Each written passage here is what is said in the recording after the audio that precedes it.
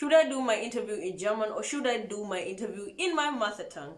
I will give you a trick.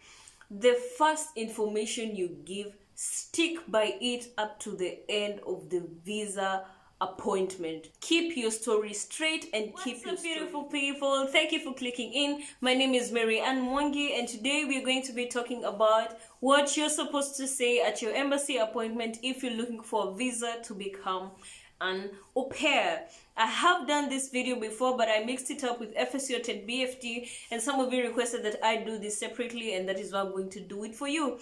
Number two, why I'm also doing it is because around this time so many people have appointments, and I just feel like I would have loved if someone had done this type of video before I went to my embassy appointment, so I will do it for you.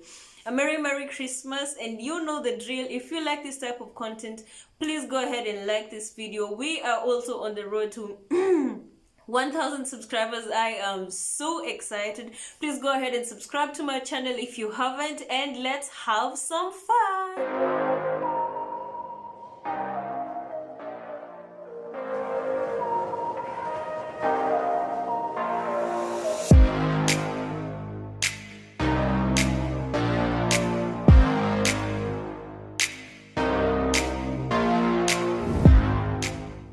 So what goes on during an embassy appointment? They ask you questions. It's like an interview, and they ask you a few questions in relation to au pair. Why did I choose to do this video this way? So that you can actually get ready and prepare for the questions that you're going to be asked. So how does this interview run? They ask you a number of questions, and the first questions that they ask you is introduce yourself. What are you supposed to say when you're introducing yourself? Mostly you have A1 level, and with A1 level you can introduce yourself in German. So you could just go ahead and say Ich bin Mary Ann, ich komme aus Kenia, blah blah blah. You just say everything that you're supposed to be saying in terms of introduction and do it in German.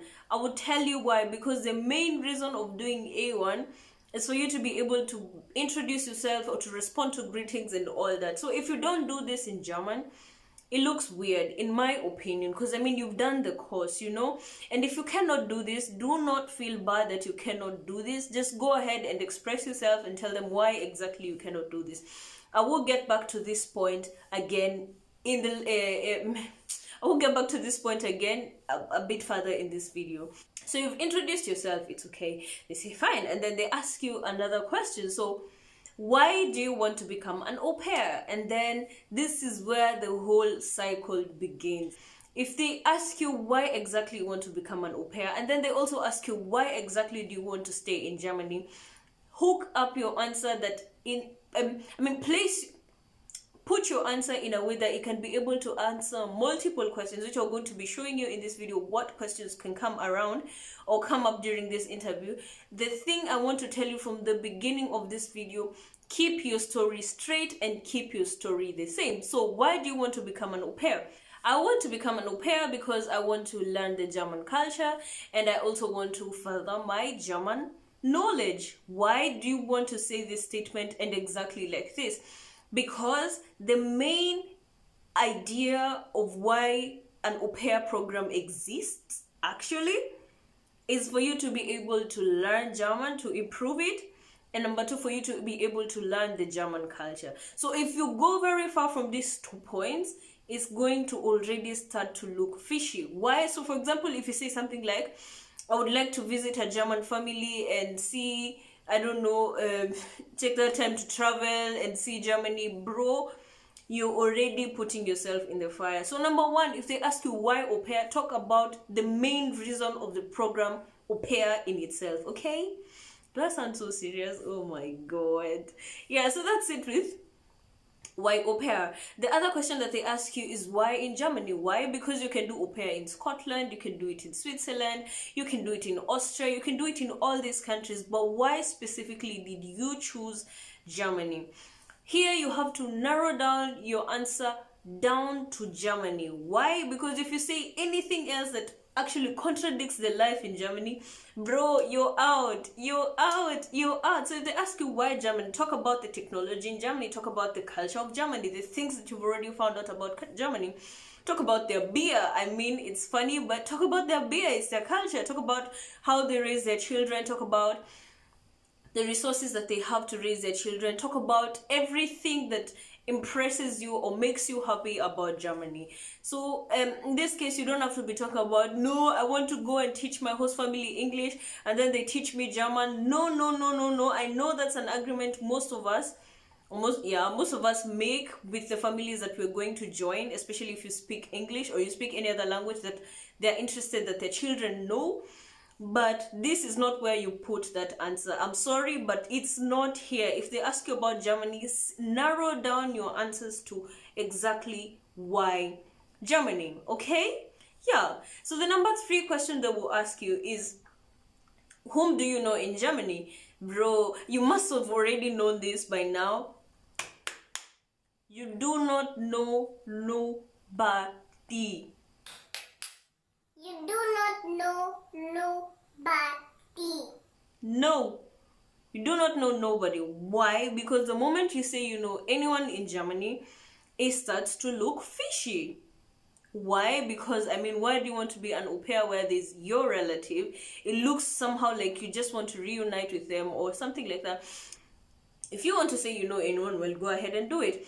My advice, you do not know anyone. It just makes things a little bit more clear. And that's what you're trying to avoid with this. You're trying to give them a reason to give you visa. Why? They're not there to give you visa. No, imagine how many people are going to be applying for that visa. They're same as you, and then you have already one thing that's making your story fishy. So just, in my opinion, just avoid it. So the other, I think it's number 4, the 4th thing that they will ask you is, how did you get to know your family? So here you tell the truth, actually. Like, I'm not telling you every other thing you lie. No. Oh my god, I feel so bad. But here you actually just tell the truth. Did you meet them on Aupair World? Did you meet them on aupair.com? Did you use an agency and all? The thing that you want to add to this information is that you've been in contact with your host family to be for a long time. You don't want to be saying, I met them last week, they sent me contract this week, and I want to start my contract next week. No, but make sure you show some sort of relationship that you've built with your host family. In relation to this, the other things that they ask you is information about your host family to be. Do not, I repeat, do not show up at the embassy if you do not know the profession of your host mom, the profession of your host dad, the age of your host mom, the age of your host dad. Do not, in fact, this one is even worse. Do not show up if you don't know all the names of the children you're going to be taking care of, their ages, what exactly they do during a day, and everything that's in your contract. But in your contract, I mean, do you know how you're going to be accommodated? Usually the contract states how you're going to be accommodated in a single room, I don't know, or in a one room, or I don't know, anything, but just know little details that are in your contract. This is where you shine, okay? So if they ask you, for example, how long do you know your family, or how did you get to know your family, you say, I met my family on aupairworld.com, and I got to know about aupairworld.com when I joined German school, blah blah blah blah blah blah blah blah blah. And then we've been in contact for I think around 4 months, and this is how our communication has been. We've been communicating on WhatsApp, we've been communicating on this and this. I talk to the children on video chat or on Skype. Make sure you show that you already have some sort of a relationship with your host family, okay? Yeah. So now we get into the serious business. They will start to ask you questions that will make you sweat, and if you're not ready for this, please watch this video to the end. And I'm sorry, this is not really about the watch time for me. This is for you. From this point to the end is actually really the most determining factor of whether they're going to give you visa or not. So what's the next question they'll ask you? They will ask you, what's your plan B? No, that comes towards the end. They ask you, what do you want to do after your au pair year? Remember, you've introduced yourself, you've talked about your family, you've talked about your main purpose to going to Germany. They will start to ask you questions like, what do you want to do after your au pair program? Honestly speaking, most people want to stay back in Germany and study because Germany is actually a better country than most countries where we come from. And it's fine, it's completely fine. But the thing is, au pair is supposed to bring you here and take you back home. So when they ask you this question, bro, go back home. I'm not actually telling you go back home, literally. I'm just telling you, whenever you even suspect they're asking you what you want to do in Germany, have the answer in your head. Your plan is to do au pair and to go back home. The reason why I'm telling you this is because it's not that they don't know that you want to stay back in Germany. No, don't think they're stupid. No, they know these things, that people come here and don't go back to their countries because actually you're allowed to do something else after an au pair. But if the moment they suspect this is your plan, this is where things start to get bad for you. So at this point, make sure you mention that you want to go back to your country, and at this point have a concrete plan. What do you want to do when you come back to your country? Okay, so I'll leave this at this point and then just go to the next, and then I might come back to this point.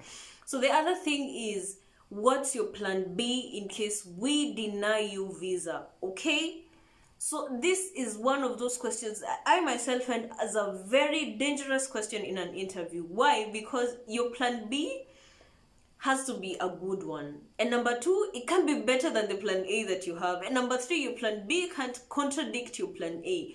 So if you're being asked about your plan B, if they deny you visa, make sure that your plan is not too good than au pair, okay? And also make sure that your plan B is sensible, because if your plan B doesn't make sense, then I mean, why would I give someone visa who's not anyway focused, you know? So for example, you've said you want to go to Germany and learn the German culture and because you eventually and learn the German language because you eventually want to become a translator of English and German. Okay, so let's assume this is what you said. And then they ask you, what's your plan B in case we deny you visa? Because it happens. Let's just tell each other the truth. It happens. The reason why I'm doing this video is because most people actually get denied visa. And I'm here to actually give you this information so you get your visa. But let's just accept people get denied visa.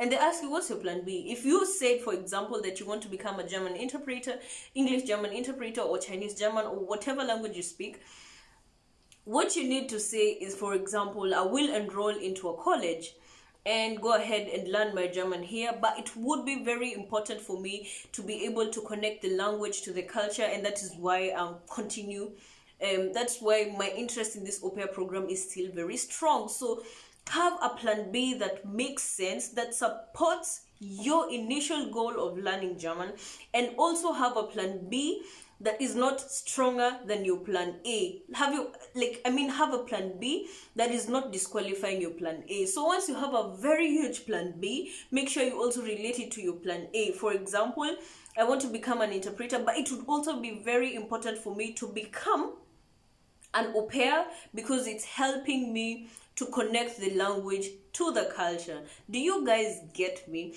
Make sure you like this video because oh my god, these tips fire. And please make sure you also write down on the comment section if you feel like there's anything I have not addressed this far. So that's the question with the plan B. Make sure you handle this question with a lot of care, because if you do not, it's actually usually among the last questions. So be careful, please, with this question. Okay? Yeah. So we move now to the next point. This is a question that I get a lot. For example, should I do my interview in English or in German? Or for example, if you're coming, I don't know from which other country, and you speak probably Spanish, or you speak Arabic, or anything, you speak any other language that's not German, and you want to ask, should I do my interview in German or should I do my interview in my mother tongue? Like I said earlier, introduce yourself in German. Why? Because you've learned it. I mean, and learning how to introduce yourself cannot be that hard. I promise you, it cannot be that hard. Go, if you have to cram sentences to introduce yourself, go ahead and do it. At least show you have a little knowledge of German. And then if you're capable of doing your interview in German, well and good. In fact, perfect. Go ahead and do your interview in German. If you're not, because you have A1 or you have B1, but you can understand more than you can speak, which is a natural way of learning the language, go ahead and tell them, I will introduce myself in German, but I would like to do the rest of my interview in English or in whatever language you speak, so that I fully express myself. The thing about this statement is, first of all, you seem interested in the language because you're trying to introduce and you're interested in learning it. Number two, you actually accept the fact that I only have A1, and with A1, I'm not supposed to be able to actually completely express myself. And you know what? They know that. They know that you don't have to be able to express using complex sentences. Nebensätze, Hauptsätze. Nee, du musst das nicht können, no? Did I start preaching? Oh my God. You must not be able to do that, you know? So just go ahead and take the little effort to introduce yourself in German and go ahead and do the rest of your interview in your mother tongue. In any case, if you really want to push your German to show that you're trying, you can also risk to do your interview in German. But if you feel like you're going to be underexpressed, bro, there's no way, there's no reason. Just go ahead and speak the language that you're most comfortable with, okay? Yeah, so I think we'll stop here with the questions, and we jump directly into the documents that you need. So usually there's a website, or there's a website online where you find the list of the requirements that you need. So if you're in Kenya, this is information for my Kenyans, babies, my baby girls, and also my baby boys. I mean, you know. Have an extra 500 shillings in your pocket. Why? Because you have to pay for G4S. You have to pay for the delivery of your passport. Usually, you don't get your passport the same day you go to the embassy. No, that's not how it works. At least not in my country. They send it to you afterwards. So make sure you have these 500 shillings, because if you don't have it, they get so mad. They get so angry. Bro, don't do that to yourself. Have an extra 500 shillings. Number two, if you're in Kenya, also have your money in cash. If you the 10,000, or I don't know, the 9,000 shillings they ask for, have it in cash. And then if you're coming from all over the world, any other place that's not Kenya, go ahead and have all your documents with you. Everything they ask for, have it. Why? Because the moment you don't have one thing, you're already starting to give them reason to deny your visa, okay? So that's it from me today. I guess I've addressed most of the issues. If there is one particular thing, one burning issue that you feel like, Miriam, go ahead and tell me how to handle this situation, go ahead and drop it down for me here on the comment section. I interact with you a lot, and I will also answer your questions. And if there's a need for us to go into the DM, I will go that far just for you to get your visa. Also, I will link to my description box every other video that I've done that's related to Aupair, just in case you're wondering what the heck is Aupair. All that will be down here in the description box. I will also link a link to my Instagram and any other place that you can be able to communicate with me. I appreciate so much for your attention if you got to this far, and I wish you all the best in your interview appointment. And if you get your visa, make sure you like this video, and if you also find this video interesting, please also leave me a comment in the comment section, and then we continue to interact. I appreciate you so much. Thank you, and have a merry Christmas and a blessed 2021. Bye.